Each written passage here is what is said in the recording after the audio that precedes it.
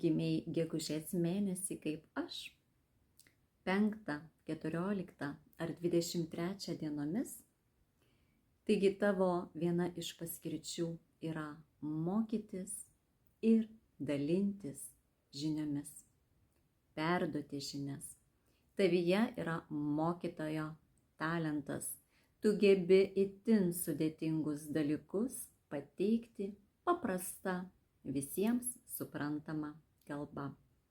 Taip pat esi geras psichologas ir oratorius.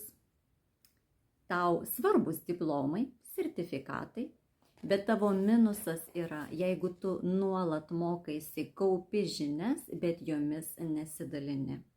Taigi kažką keisk savo gyvenime. Beje, tavyje yra talentas ir gebėjimas prognozuoti.